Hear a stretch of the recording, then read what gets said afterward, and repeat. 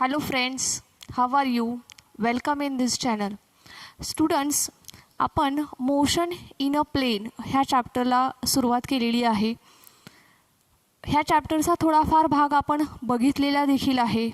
तर जो भाग ऑलरेडी आपण शिकलेलो आहोत तो भाग आपण पुन्हा एकदा रिवाइज करूयात आणि त्याच्यानंतर आपल्याला एक पुढचं एक छोटंसं डेरिव्हेशन बघायचं आहे. So let us start for the revision.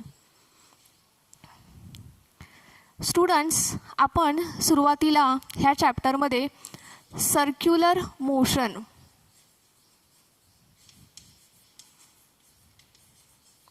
बघितली होती. Circular motion, what is mean by circular motion? So circular motion means the motion in which the object moves along the circumference of the circle is called as the circular motion. ज्यावेळेस एखादा object हा along the circumference travel होत असतो त्यावेळेस त्याची जी motion असते त्या मोशनला आपण सर्क्युलर मोशन असं म्हणत असतो, राईट. त्याच्यानंतर आपण युनिफॉर्म सर्क्युलर मोशन बघितलेली आहे.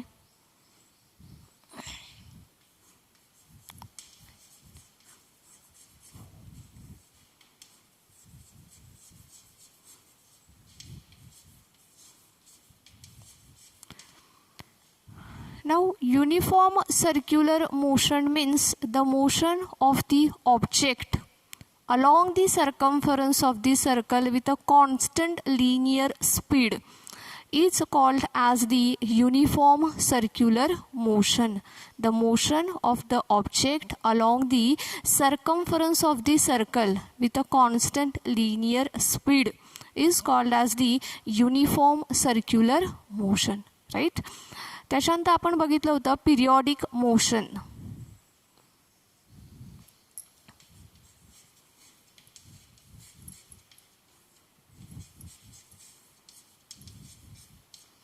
Periodic motion. What is meant by periodic motion? The motion which repeats itself after equal interval of time is called as the periodic motion. की जी मोशन एका ठराविक टाइम इक्वल टाइम इंटरवलच्या नंतर ती स्वतःला repeat करत आहे. The motion which repeats itself after equal interval of time is called as the periodic motion. ठीक आहे. त्याच्यानंतर आपण बघितलं होतं radius vector.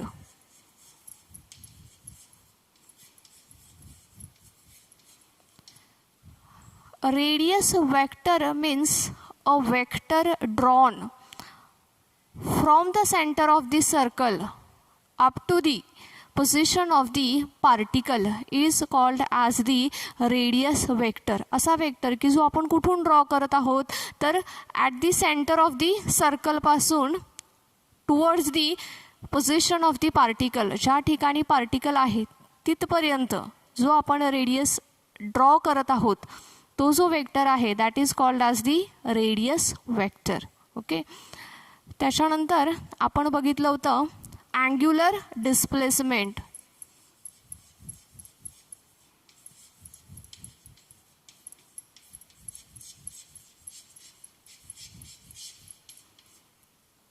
Angular displacement means what? The distance traced by the radius vector. The distance traced by the radius vector in a given time at the center of the circular path is called as the angular displacement. ठीक आहे. Distance कशाने trace केलेला आहे तर radius वेक्टरने जे distance trace केलेला आहे कुठे तर at the centre of the circular path in given time is called as the angular displacement. Now this angular displacement is denoted by theta.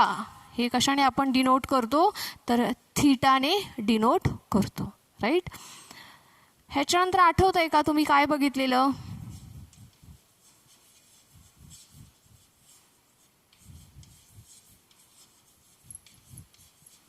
ह्याच्यानंतर आपण बघितलं होतं angular velocity. Angular velocity means the rate of change of angular displacement with respect to time is called as the angular velocity. The rate of change of angular displacement with respect to time is called as the angular velocity. Now the angular velocity is denoted by omega. हे आपण कशाने denote करत आहोत, तर आपण denote करत आहोत ओमेगाने, right. ह्याच्यानंतर आपण बघितलं होतं angular acceleration.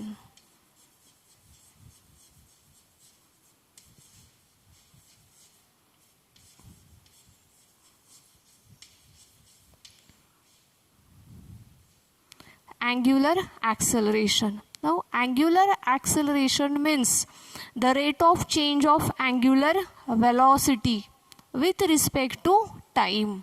The rate of change of angular velocity with respect to time is called as the angular acceleration, right. It is denoted by alpha. हा कशाने डिनोट केला जातो, तर अल्फाने डिनोट केला जातो. ठीक आहे. सो आपण एवढ्या डेफिनेशन्स बघितलेल्या आहेत. अँड एस आपण अजून राईट हँड थंब रूल बघितला होता.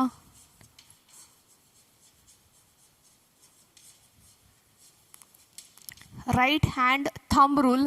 सो ह्या राईट हँड थंब रूलमध्ये आपण काय केलं होतं, stretch your thumb and curl the fingers around the axis of rotation so that the outstretched thumb, ठीक है, it gives the direction of the vector and the curled fingers gives the direction of the rotation. ठीक आहे. So जी curled fingers आहेत ती काय आपल्याला दाखवतात, the direction of the rotation, आणि आउटस्ट्रेच जो थंब आहे, this thumb indicates the direction of the vector, for example velocity acceleration, right.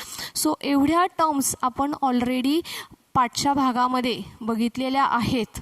ठीक आहे. तर ह्या ज्या टर्म्स आहेत ह्या टर्म्स आपण आजच्या लेक्चरमध्ये रिवाईज केलेल्या आहेत. कोणकोणत्या टर्म्स रिवाईज केल्यात आपण, circular motion, uniform circular motion, periodic motion, radius vector, त्याच्यानंतर angular displacement, angular velocity, angular acceleration and right hand thumb rule. एवढ्या गोष्टी आपण आजच्या लेक्चरमध्ये रिवाईज केलेल्या आहेत, राईट. आता स्टुडंट्स आपल्याला ह्याचा पुढचा भाग बघायचा आहे आणि तो भाग म्हणजे आहे the relation between linear velocity and angular velocity. आपल्याला रिलेशन फाइंड आउट करायचं आहे. कशामधलं, तर the relation between linear velocity आणि अँग्युलर वेलॉसिटी ह्यांच्यामधलं आपल्याला रिलेशन आज फाइंड आउट करायचं आहे. So let us find out the relation.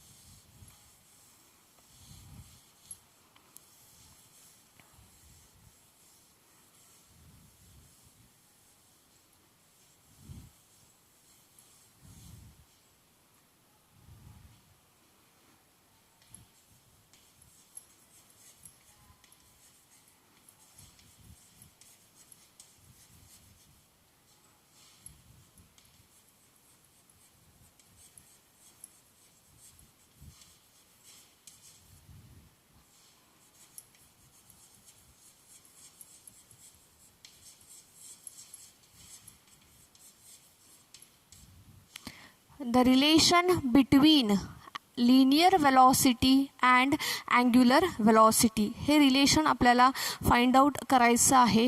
So for that now let us consider a particle which is performing the circular motion. एक particle आहे की जो काय करत आहे, सर्क्युलर मोशन परफॉर्म करत आहे.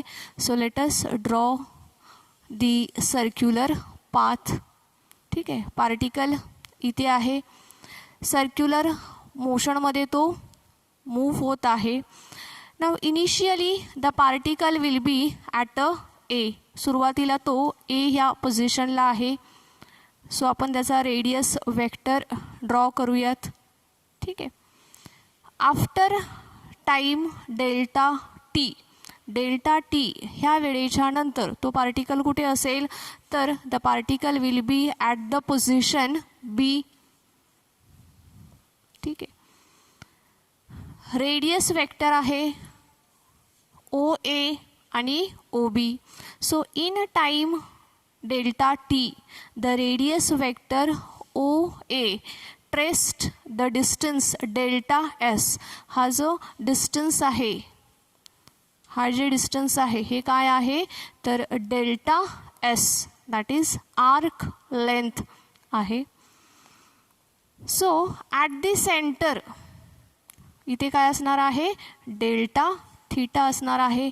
अँग्युलर डिस्प्लेसमेंट ऑलरेडी आपण पाठच्या लेक्चरमध्ये शिकलेलो आहोत. काय बघितलेलं आहे आपण पाठच्या लेक्चरमध्ये, तर angular displacement delta theta is equals to angular displacement delta theta is equals to arc length delta s upon position vector which is r.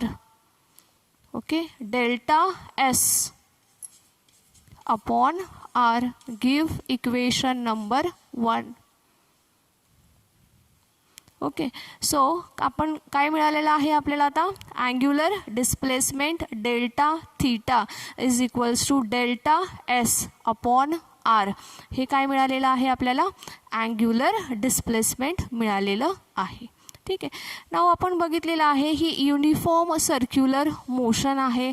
Particle असा मूव्ह होत आहे. So at the point A जर का आपण ह्याचा linear velocity काढली तर ती लिनियर वेलॉसिटी कशी असेल, अशी असेल. ठीक आहे. ह्याची लिनियर वेलॉसिटी इथे कशी असणार आहे, अशी असणार आहे. ठीक आहे. सो आपण ह्याला नाव देऊयात, ही काय आहे, लिनियर वेलॉसिटी आहे व्ही बार. ठीक आहे. So V bar is the linear velocity of the particle which is performing the uniform circular motion. ठीक आहे. Now delta t is a very short time. Delta T हा काय आहे, अतिशय कमी वेळ आहे. सो ह्या कमी वेळेमध्ये कवर केलेलं हे जे डिस्टन्स आहे डेल्टा एस, डेल्टा एस हे जे डिस्टन्स आहे, आर्क लेंथ आहे, this delta S is almost nearly equal to D s. Okay. म्हणजे तो जो सर्क्युलर पाथ जो आहे, हा जो आर्क आहे, हे डिस्टन्स इतकं कमी आहे की हे जे डिस्टन्स आहे डेल्टा एस त्याला आपण लिनियर डिस्टन्स डी एस किंवा कॉड डी एस असं आपण कन्सिडर करू शकतो. ठीक आहे. So delta S is almost nearly equals to D S. So linear velocity V bar is equals to, velocity म्हणजे आपल्याला माहिती आहे, वेलॉसिटी म्हणजे काय आहे, the rate of change of displacement with respect to time. ठीक आहे. So limit delta T tends to 0, right. Displacement किती आहे, डेल्टा एस, आणि टाईम किती आहे, डेल्टा टी. ओके. सो काय मिळालं आपल्याला, V bar is equals to limit delta T tends to 0 delta S upon delta T. आता डेल्टा एस म्हणजे काय आहे, आर्क लेंथ आहे which is almost nearly equals to D S असं आपण घेतलेलं आहे. Why, because delta T is very small.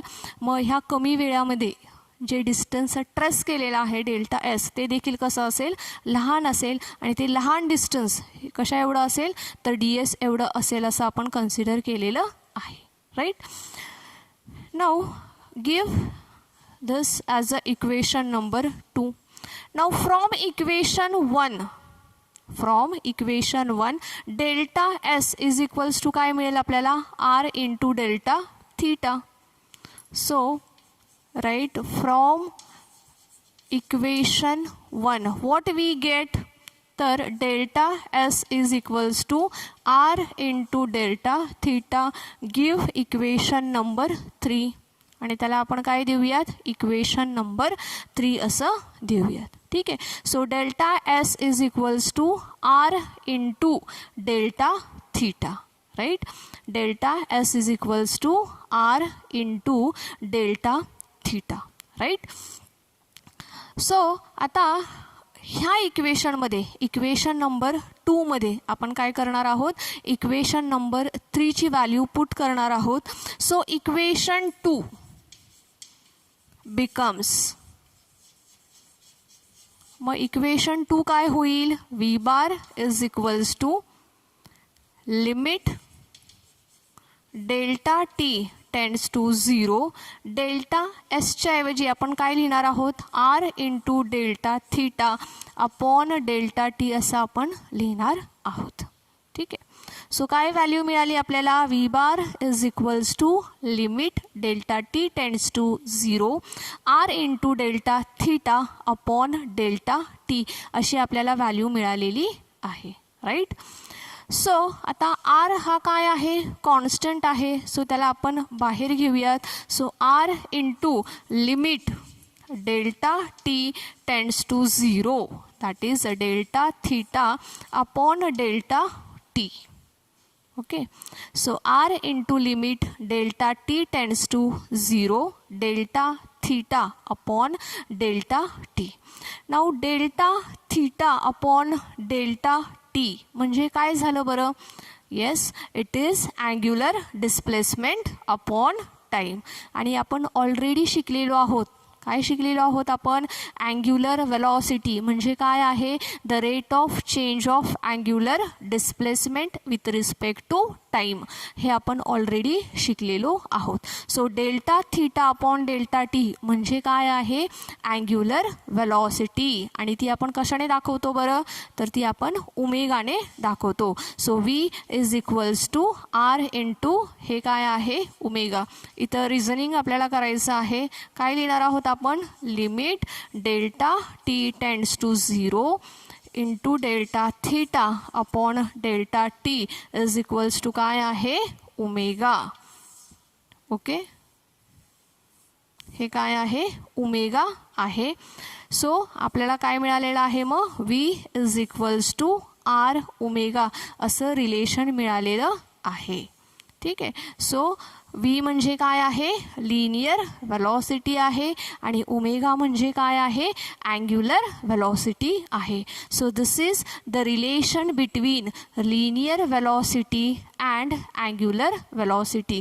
मग हे कशामधलं रिलेशन आहे, तर लिनियर वेलॉसिटी आणि अँग्युलर वेलॉसिटी ह्यांच्यामधलं रिलेशन आहे. So V is equals to R omega. So vector फॉर्ममध्ये आपण हे कसं लिहू शकतो, तर V bar is equals to, vector फॉर्ममध्ये आपल्याला कसं लिहिता येईल हे, V bar is equals to omega bar cross R बार असं आपण वेक्टर फॉर्ममध्ये लिहू शकतो. This is vector form.